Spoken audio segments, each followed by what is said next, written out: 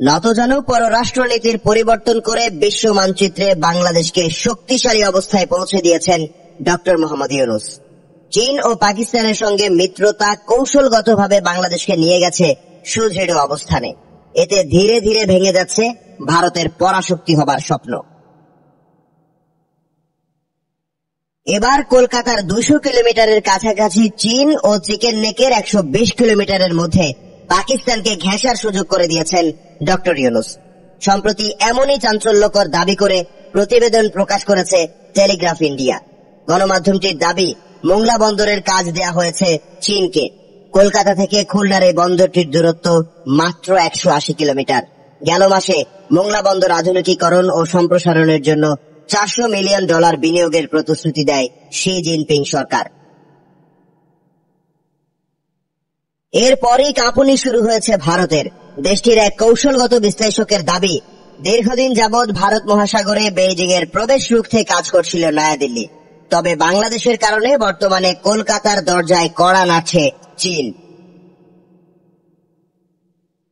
গণমাধ্যমটির দাবি, লালমনিরহাট বিমানবন্দরে প্রবেশ করেছে পাকিস্তানের যুদ্ধ বিমান JF-17।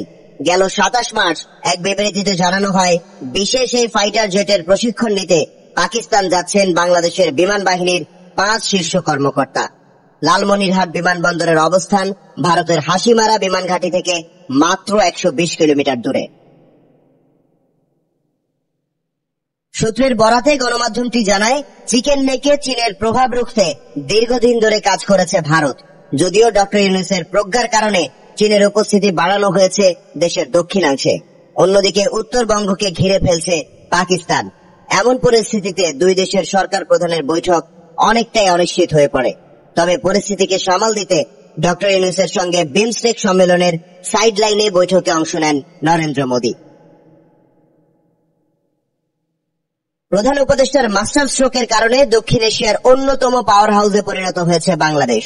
তাই চীন ও পাকিস্তানের পর আঞ্চলিক রাজনীতিতে যুক্ত হয়েছে রাশিয়ার নাম। সম্প্রতি রাশিয়ার আমন্ত্রণে মস্কো পৌঁছেছেন বাংলাদেশের সেনাপ্রধান জেনারেল ওয়াকারুজ্জামান।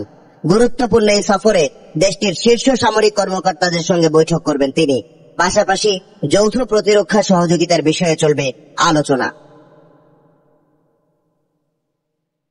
5 দিনের এই সফরে রাশিয়ার পর ক্রোয়েশিয়া যাবেন সেনাপ্রধান। ISPR এর বিবৃতিতে জানানো হয়েছে, দুই দেশের বেশ কিছু সামরিক স্থাপনা ও অস্ত্র উৎপাদন কারখানা পরিদর্শন করবেন জেনারেল ওয়াকার। বিশ্লেষকদের ধারণা, বঙ্গোপসাগরে নিজেদের সামরিক উপস্থিতি বাড়াতে চায় রাশিয়া। এজন্য ঢাকাকে বেশ কিছু প্রতিরক্ষা চুক্তির প্রস্তাব উত্থাপন করতে পারে মস্কো।